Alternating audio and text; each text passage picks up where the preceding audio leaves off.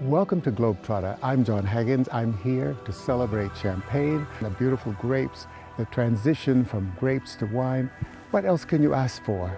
I am so excited to be here in this wonderful vineyard of Collet, and it is my honor because I'm standing with Olivier Chariard, and he is the best. He is the chief operating officer, and he knows everything about champagne. He knows about the community. He knows about food. He's a god here. What else can I ask for? No. We're humble servants to the cause of champagne. The cause, that's a very interesting Yes. terminology. Well, it's a function of life in the community, you know, and the world, because everyone's drinking champagne. I was recruited as managing director of the oldest cooperative of Champagne because of my knowledge and my experience, my career in the wines and spirits business in France and internationally. So what does it really mean to you to be the general director of Collet? It means a lot of hard work, but over and above, a lot of passion. I'm very passionate about the brand, and I'm very passionate about the history of this house that was founded in 1921. The sun is out, the fog has disappeared, the grapes, you've picked already for the champagne. That's right. And what's wonderful in this region is to see it's hilly rather than flat, so it's a little different from other areas. And the roots go down to the water, which I think is fantastic, and you don't have to water the plants. No, it's true, and that's especially a reason why we meant to enhance those vineyards, which the company owns, by allowing visitors to walk through them. It's very seldom when people visit the Champagne area that they actually walk into the vineyards. They tend to see houses of champagne, but they hardly see grapes. And to me, it's like going to Paris and shopping at the Galerie Lafayette and not climbing the Eiffel Tower. You know, you miss something. And I think what's wonderful is the fact that you have a museum which explains the history of champagne making. Yes, we actually have three entities within the Cité du Champagne. One is this museum. It's a wonderful collection of old tools that have been used over the years to elaborate champagne. Champagne is all about craftsmanship. It's especially in this house, which belongs to the wine growers themselves. It's really a question of producing a luxury product through the skills and the know-how and the hand-driven tools. And this collection reflects this know-how, the various trades of the champagne elaboration. How many wine growers are there in this area? Over 800 wine growers who are the shareholders of the company and who are all dedicated to producing Champagne Collet in the best quality possible. The Champagne area is 33,000 hectares. You could almost say that it's 1 hectare per wine grower, almost. It's like a garden. Each has a garden of 1 hectare. Of course, it's an average. But you're one of the largest, I believe, in this community. Champagne is a symbol of a certain art de vivre, of a certain French touch, and certainly has contributed to the history of France. You know what I think is also interesting is that here champagne is a drink you have all the time, as opposed to a celebration that most Americans think of a wedding or Christmas or New Year's. And here you drink it in the morning, you drink it in the middle of the day, you drink it in the evening. You celebrate life. Absolutely. It's a series of micro celebrations.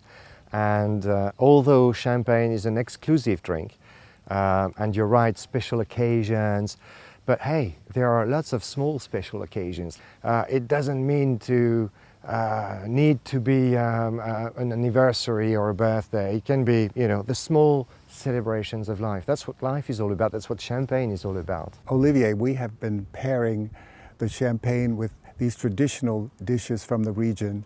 Talk about that as an experience. Well, champagne is bubbles and is wine. Bubbles for celebration, the opening of the bottle, the symbol, the ceremony, the ritual that goes with it. But it's also wine. It should be appreciated with a meal. And there are varieties of champagnes that suit very well certain kinds of dishes. A blanc de blanc, for instance, is perfect on a fish or on seafood. A blanc de noir would be more appropriate for white meat. A dry rosé would be perfect, ideal even, for a strawberry cake, for instance. So there are many combinations, and even a non-vintage brut is very relevant for various kinds of dishes. The taste experience is indeed quite important, and we are proud of the quality of our champagnes. This is a great education.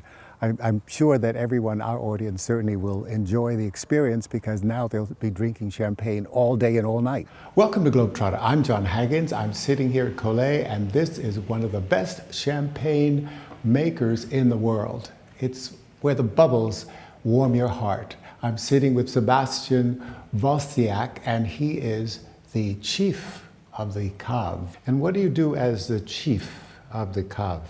At the beginning of the vinification, when we press the wine, when we press the juice, until we put in a bottle, we put some different cru, we call village, and I put some different grape varieties. If it's not vintage, we can put some different years in a blend. And where do you get the different years from? You take it from another bottle, or you take it from another vat? Or? We take with different vats. You know, usually we have about half harvest.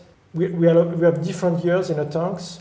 And you mix them together. And we mixed in a blend. So really it's a science when you think about it, because you know you're making up this incredible ingredient, this great wine. So really it's a science of putting it all together and knowing when to have it come to fruition. Each blend, each cuvée has a style, and we try to have the same style every year. For example, the last one we do last year, of course it's not tried the first time, we try different things, and sometimes for blend we have 4, 5, 6, 7 or 10 tries before to decide to put in a bottle. And the cave also has a temperature, maintains a temperature, so therefore it helps to preserve the wines. We try to have about 12 to 15 degrees in a cave all the time, because it's better to conserve the wine in the caves. That is so wonderful. You know, this is a result of what happens in the end at a cave, and we're going to share this right now. The bubbles, the bubbles, the bubbles, the bubbles, the bubbles. My God. You know, bubbles are what champagne's about, is what Brut is about. And if you don't have bubbles, you have no celebration. Sebastian, tell me, what kind of grapes do you use to make champagne? You can find in Champagne 3 different grape varieties. You have Chardonnay, white grape variety, and you can taste with in appetizer or with seafood. Usually it's very fresh wine, a lot of acidity, elegant wine. And it's very light, so it makes sense to go with seafood. Yeah. What's interesting about that is I would think that you would need a white grape in order to make champagne, but you're saying that it could be a red grape to make champagne. You can have black or white grapes, but you don't have the color, because inside the grape, we call pulp, the juice is white juice. Yeah. It's just the shell that's the color. Taking this glass and the nose, everybody's got to have a nose. And let me taste. Hey, let's toast actually. Wow, love that sound.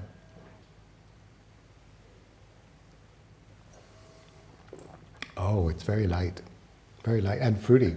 The color is very feminine to me, you know, and champagne seems to be like a feminine thing, although everybody drinks it, you know, but I think of champagne as being feminine. Sebastian, is it true that champagne is the name can only be used in France as opposed to other countries?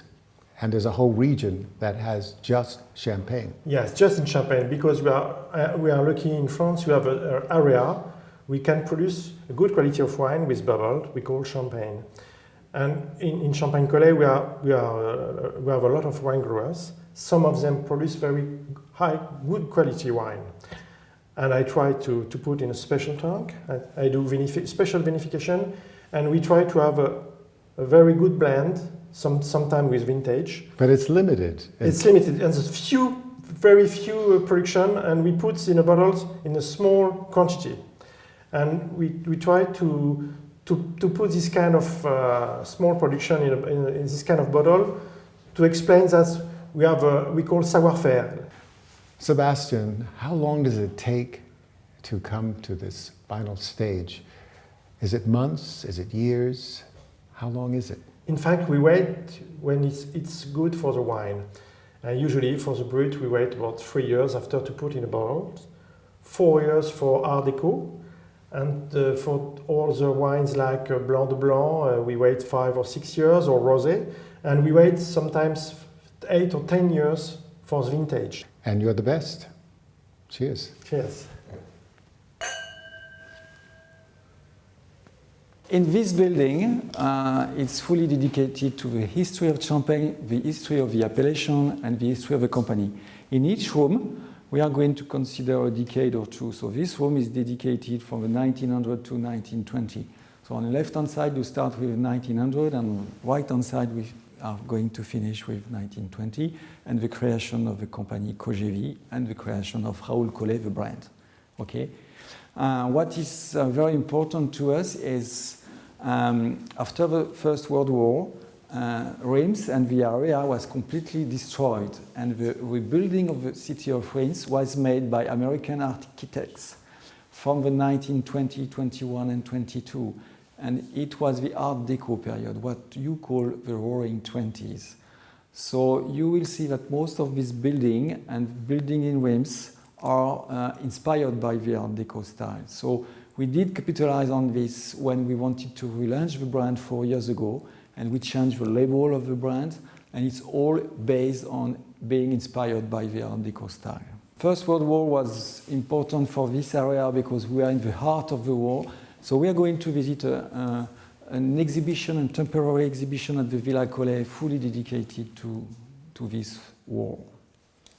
And most of the buildings were destroyed. We're toasting and dining on fresh seafood, vegetables in Collet Chateau. And please don't let me forget the delicious desserts. Let's talk about the fact that champagne is champagne, and you can't compare it with other sparkling wines. That's the whole purpose of the visit here, for tourists to come and understand the very process of the champagne elaboration. It starts with the work in the vineyards, hand picking, and it goes down to shipping in beautiful bottles. But it's not only a wine of celebration, you know. Life is made of micro celebrations, but it's a wine that is particular, and there's no other champagne than in Champagne. C'est la vie. C'est la vie. Châtillon-sur-Marne is the highest point in Champagne country. The morning fog hovers over the village, then rises for the best view. My new friends and I gathered at this picnic, not only to enjoy the dishes, but also to look up at Pope Urban's statue on top of Marne Hill.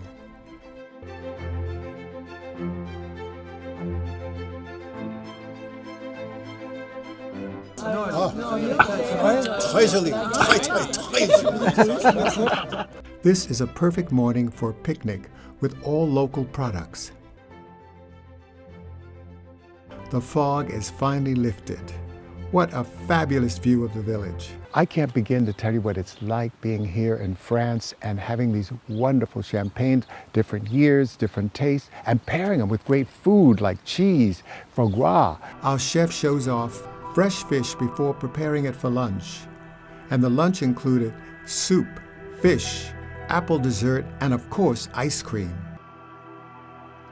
I've had the most incredible experience here throughout the Champagne region, and the people here have such passion for what they do. You know, they're like artists, you know. It's an amazing experience. The terroir changes from one area to another. There's so many wonderful, friendly family growers, and what could be better than this? You can come and experience for yourself. Chasing Wild Ass. Oh, it's not what you're thinking. It's all about my travel around the world. I have interspersed photos and recipes to whet your appetite and allow you to dream and discover and rediscover these faraway destinations. The title came about while we were in Koch Wild Ass Sanctuary chasing jackasses in Gujarat, India. Chasing wild ass is food for the soul. It's adventure, it's history, it's culture, it's culinary, and it's a lifestyle. Chasing wild ass will entertain you and massage your soul. It's a celebration of life. You have to live every moment as if it's your last. My world is your world, so remember, get up, get out, and travel! Welcome to Globetrotter. I'm John Haggins, and I'm here with Elise, and she is an expert on Corsica. Corsica is a wonderful indigenous grape country, and they make wonderful wines. So let's talk about the history of Corsica. Well, Corsica is an island that actually have been involved in the wine business for so long. Started with the Greeks 6th century before Christ. The Greeks set it up around here in Aleria, and then the Roman took over the viticulture in Corsica. So we have a very long history, and we inherited from all the great wine ancestors. You know, history, histoire, is what this whole country is about, and it's what France is about, and I love it. I mean, when we come here from America, we learn so much. We drink so much. It's just marvelous, you know, and the cuisine is extraordinary too. Sure, and this is the savoir-vivre of French people and Corsican people, you know, drinking and enjoying life and food. And here we have like local wines and food, a great culture here. That's what we had last night. Exactly. It was also colorful, which I loved, you know. It had lots of color, and it was seasoned beautifully, and the wines were superb. Elise, let's talk about the different kinds of wine and the different kinds of grapes that produce the wine. There is more than 30 varieties of grapes in Corsica, only indigenous grapes that only grows here. One of the most popular is the Nielucu. Nielucu means little black grape. It's a grape that we use for red and rosé, and it's the most popular grape in Corsica. The only one used very popular are the Vermentino, very popular in Italy, and the Bianco Gentile. How fantastic. What kind of grape is this? This is actually a Nielucu. So as you can see, it's a very colorful and red grape. It has like a very thin skin, so that makes very elegant wines, very aromatic, but like, you know, you have like soft tannins. Be careful of the pepin. Is it good? It's rather tart. Yeah. So it's not ripe. No, it's not ready. Exactly. That's very funny too. Bah! But anyway, how long does it take? Every year you have a yield, is that right? From the vineyard? What is a yield? A yield is meaning they come to fruition, the grapes. So there's only once a year. Yes, exactly. So we harvest once a year, and now we are in the harvesting season, which starts at the end of September through the end of October. And here we actually harvest by hand and at night, because as you can see, it's very sunny from very early in the morning, and it gets very hot. So we harvest from 11 p.m. to 5 to 6 a.m. So that's very unusual, because the other parts of the country, well, not Corsica, but in France, they harvest in the early morning, and it's a whole different, or all day, and you guys do it the opposite. Plus your vines are much taller, which is interesting too, because the others were very short, and everyone's producing different kinds of wine, and everything is so delicious. Yes. So delicious. Just absolutely wonderful. This has been an incredible experience, just being here in the vineyards and with having the sunshine, my God. Yeah, it's beautiful, right. beautiful. Yeah, right. You can see how this is. Corsica. It's a very sunny island. It gets a lot of sunshine all year long, and the good thing is that we have actually a microclimate, because we are a little bit high in altitude, and you can see on the back we have the mountains. So at night, the wind comes down the mountains and cools down the wine. So it's perfect for our local grapes. Well, I think, the difference is you don't have to have a fence around because the mountains are like a fence. Exactly. To prevent, the destruction of the vines. Exactly, they protect us from the wind, from too much wind, from all the storm. And yes, we are very, very thankful for that, beautiful place. Viva Corsica!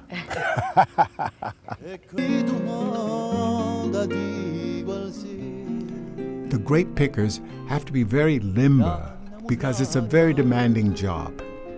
After the grapes are cut from the vine, they carry them over to a truck, and then the truck goes off to the processing plant. Chantez!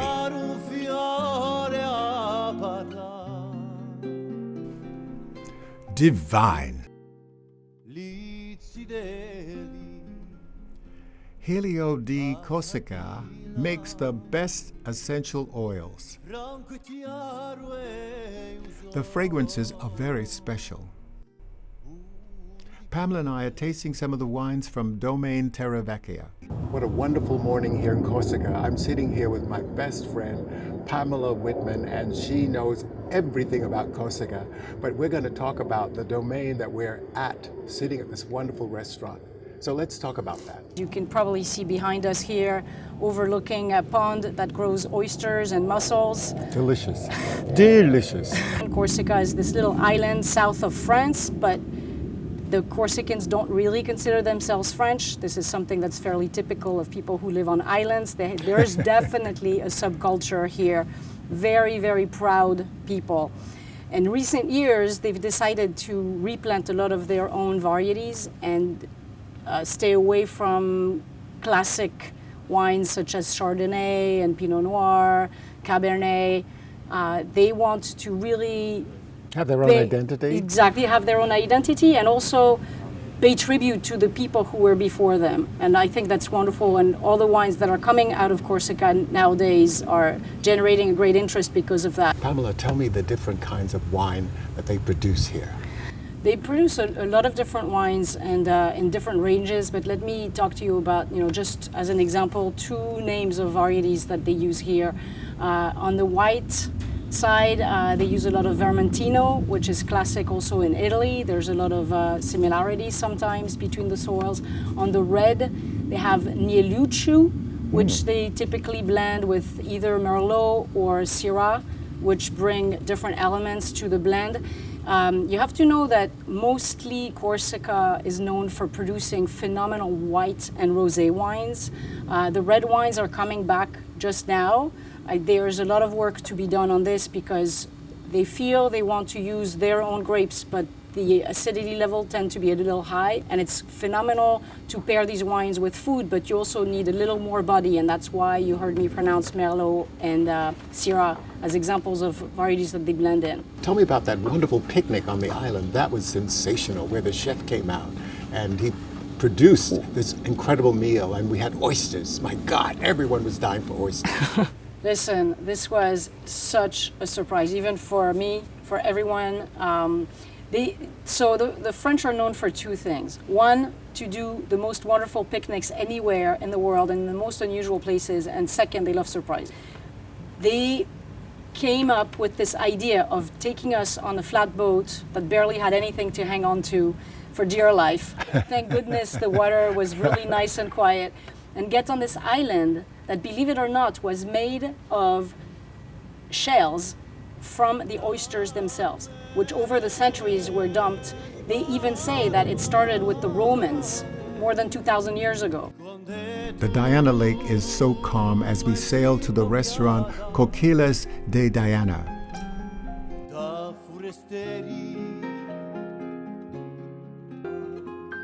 Oyster traps are all over the lake because that's a major industry. I feel as free as this bird.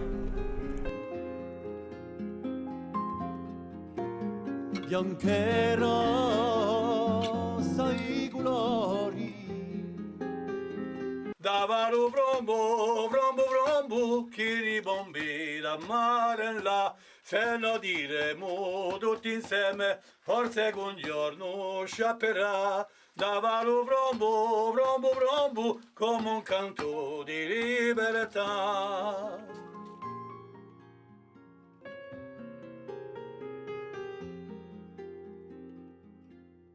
Lubiu que sou enamorado e quella di tuoi capelli li toggi e li zideli ma di là. This picnic on the lake was a total and delightful surprise.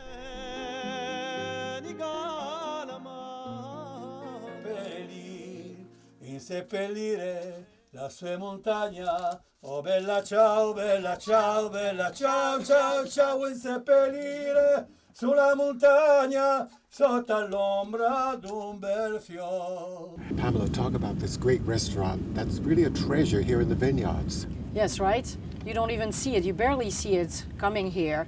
You barely know that it exists. Surprise!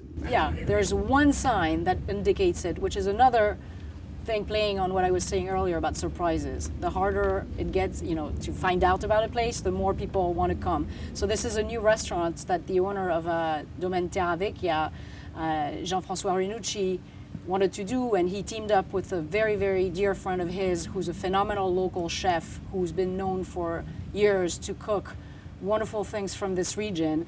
And he happened to be available and decided, let's do this and let's open this place. And it really fits with everything. It's very natural. You barely know that this is a restaurant once you get here.